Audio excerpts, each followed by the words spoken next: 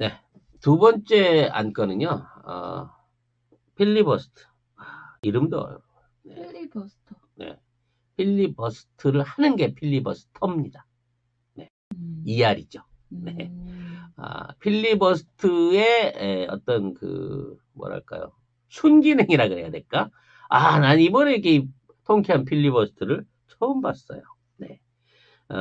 일단, 우리 국민들은, 이 명절 기간에 쉬지도 않고, 필리버스터 따위를 하는 기사들을, 인터넷 중계를 통해서 많이 보셨을 거예요. 보신 분들이 꽤 있더라고. 근데, 에, 이, 얘네들이 이제 필리버스터 하는 게 사실은 웃긴 거예요. 얘들이 언제부터 필리버스터를 했어? 어? 의장실 점거에서 감금하거나, 어? 상대방 간사들 묶어놓고 몸싸움하거나, 이따위 짓을 하란 말이지, 예전처럼. 근데 못하는 거야. 왜? 이미 국회선진화법에 의해서 지금 기소가 돼 있는 상태이기 때문에, 여기에 하나 더 보태면 의원직 날아가는 줄 알거든. 그래서 할 수 없이, 옛날 같으면 막 저항권이라 그래서 그거를 지들이 저항권이라 쓰면서 물리적인 행사를 해야 될까? 마이크를 뺐든가 뭐 줄을 땡기든가 해야 되는데 이 물리적인 걸 전혀 못하고 말로만 해야 되니까 얘네들이 정말 어, 사상 초유의 경험을 해본 거예요.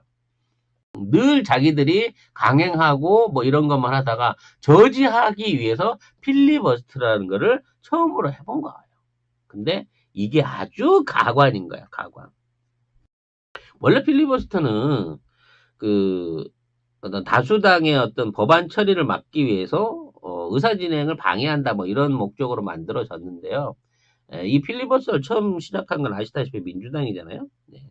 민주당이 필리버스터를 했기 때문에 얘네들이 그 당시에 조정법안을 만든 게 필리버스터를 해갖고 그 회의가 시간을 넘겨서 산회되게 되면 거기 올라온 안건이 자동 상정돼서 투표할 수 있다. 이 법안을 지들이 만든 거야. 그러니까 결과적으로 따져놓고 보면 필리버스터라는 방식으로 저항하는 방법이 있구나. 그러니까 우리는 그럼에도 불구하고 표결 강행을 할 수 있게끔 그 대책안을 또 만들어 놓자. 이런 방식이었다는 거지. 국회 선진화법도 뭐 아시는 분은 아시겠지만 애초에 민주당이 쪽수로 안 돼가지고 몸으로 막 저지하고 뭐 이런 식으로 하다 보니까 지네들이 이제 총선에서 질 것 같은 분위기에서, 그러면 다음 총선에서는 이런 짓들을 못하게 국회 선진화법을 만들자 그래갖고 자기들이 만든 거예요. 국회 선진화법도. MB 때. 네. 그래 놓고 나중에 가서는 이건 악법이니까 바꿔야 된다. 어떻게 그렇게 입장 바뀌었다고 말을 바꿀 수가 있는 건지. 아무튼 이 필리버스터란 걸 처음 해보기는 해본 거예요. 근데 이제 이 필리버스터라는 게 시간 끌기이기 때문에 그동안에 해왔던 필리버스터는 어, 뭐랄까요? 저지시키려고 하는 야당만 하는 거였거든. 그러니까 야당들이 돌아가면서 계속해서 의사 진행 발언을 길게 뽑는 거였단 말이에요. 그러니까 뭐 예를 들어 한 이틀 48시간을 줄이기 위해서는 의원 한 사람당 보통 12시간 가까운 발언을 해줘야 되는 부분이 있었거든. 왜냐면 교차로 넘어가는 과정 중에 여당 의원은 발언을 거의 안 하고 표결합시다 이러고 또 가버리니까. 근데 이번에는 이제 입장이 반대가 된 거죠.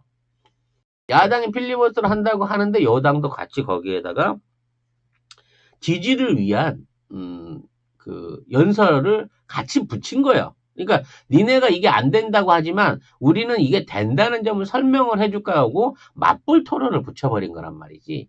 이렇게 되다 보니까 수준의 한계가 딱 비교가 돼버리기 시작한 거예요.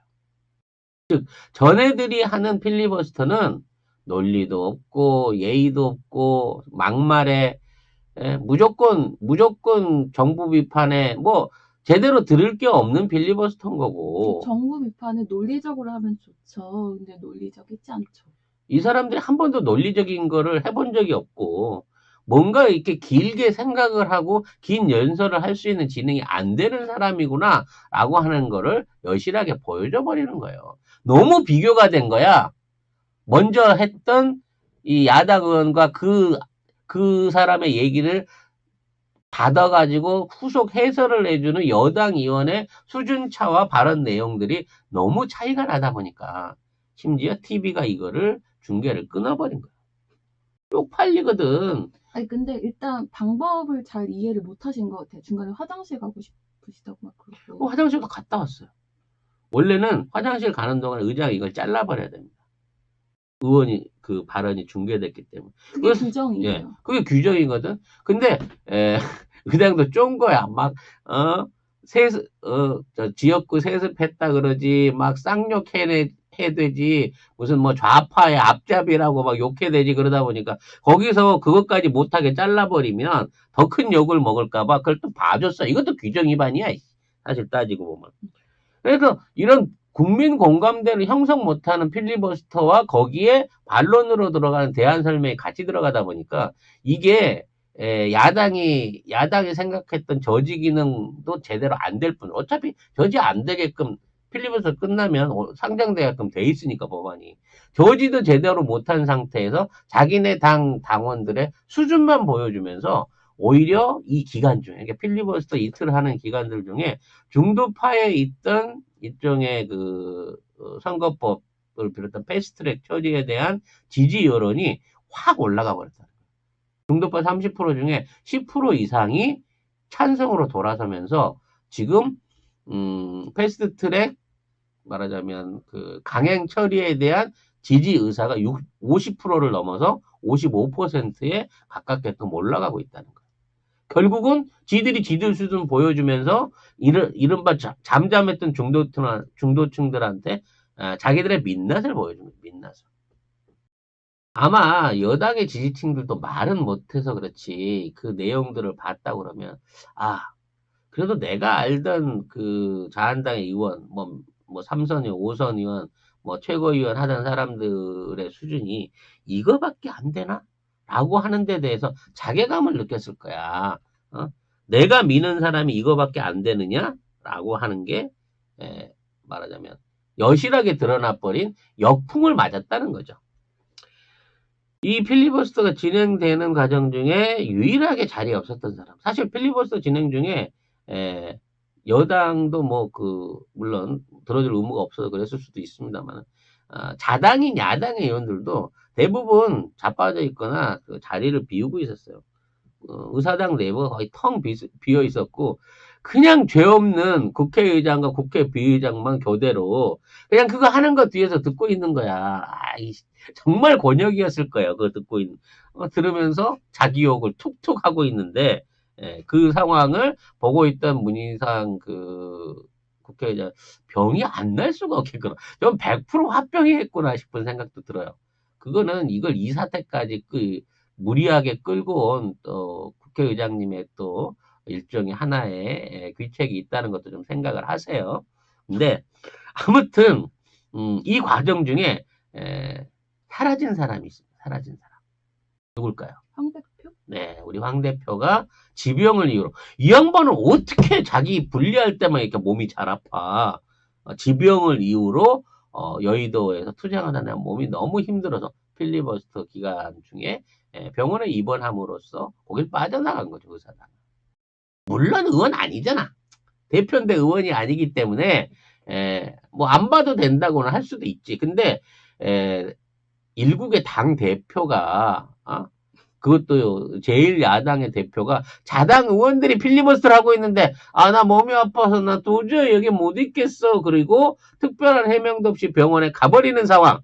그리고 남아있는 애들끼리 말도 안 되는 소리를 짓거려 가면서 필리버스터를 강행하고 있는 상황. 이게 이번 필리버스터의 민낯이었다라는 부분을 얘기를 하고 싶어요.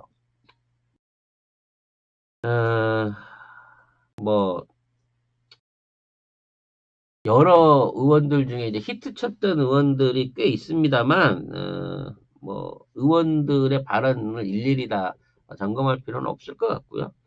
이렇게 필리버스터를 해놓고, 심재철 원내대표가 좌파의 충견 문희상을 고발한다. 그래가지고, 고발장을 냈어요. 문희상 의원 입장에서는 자기도 사람인데, 정말 이럴 수가 있을까 싶을 겁니다. 물론 그 문희상 그 의장의 행보, 뭐 좌파로 몰릴 만한 행보를 그동안 했었나 싶은 생각도 사실은 들어요.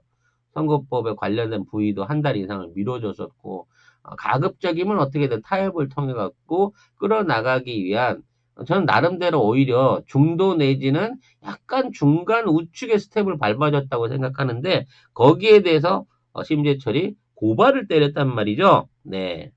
심재철이, 네. 서울역 집회를 지도했던 좌파 학생 운동을 하던 심재철이 좌파의 충견 문희상을 고발했다는 겁니다. 네. 적반하장도 참 여러 가지 뭐 온갖 그 뭐 세월의 무상함을 느끼게 됩니다. 네, 저런 사람들이 나중에 또 10년 지나서 20년 지나고 민주정권의 어떤 기반이 탄탄해지게 되면 어느새 갑자기 사실 제가 운동권 아닙니까? 이러면서 돌아오려고 하진 않을까? 네, 폐기시켜야 될 인물들의 리스트가 이번에도 뭐 엄청나게 많이 늘어나고 있는 게 아닌가라는 생각을 하게 됩니다. 어차피 뭐 필리버스터는 끝났고요. 선거법에 관련된 그 결정은 하루를 쉬고, 왜냐면 오늘 26일인데 26일 날은 얘네들이 지금 이제 홍남기 그 경제부총리 겸 장관은 탄핵 소추하겠다고 탄핵 소추하는 준비를 하고 있대요. 왜 지금 잘하고 계신데 어려운 와중 중에 경제 이끌어 나가고 있으면서 일본하고의 상담 잘하고 있는 사람 왜 내부에서 죽이려고 그러는데? 니들 일본 사주 받은 거 틀림없어 하는 집 보면 아무튼 그런 것도 있고 그래서 하루 정도 정회를 시키고 27일 날 내일이죠 본회의를 열어가지고 이거를 이제 표결 투표에 들어갈 것 같습니다. 얘네들이 이 표결 투표를 저지하기 위해서 저는 결국은 또 물리력을 행사하지 않을까라는 생각을 또 해봅니다. 왜냐면 사실 이게 이제 그 각 지역구가 탄탄한 의원들 같은 경우에는 몸을 사려야 되기 때문에 물리력 행사에 나설 가능성이 거의 없지만 이왕 베린몸이다 하고 덤벼들어서 이거를 결사저지 해보려는 세력들도 있을 거예요. 근데 제가 장담합니다만 심재철과 황교안을 믿고 자기 선거를 몇 달 안 남은 상황에서 자기 직이 날아갈 수 있는 위험한 선택을 얘들이 하지는 않을 거다라는 생각을 해봅니다. 네. 그렇기 때문에 결과적으로 물리적 저지도 안 된다고 치면 그리고 또 워낙 한국당이 그동안 선거법 관련해서 협의를 깽판을 쳐왔고 억지를 해왔고 또 여러 번 약속을 어겼기 때문에 4+1에 의한 선거법에 패스트트랙 관련된 안들 그리고 공수처 관련한 안들이 무사히 연내에 모두 표결될 수 있을 거라 예상을 해봅니다.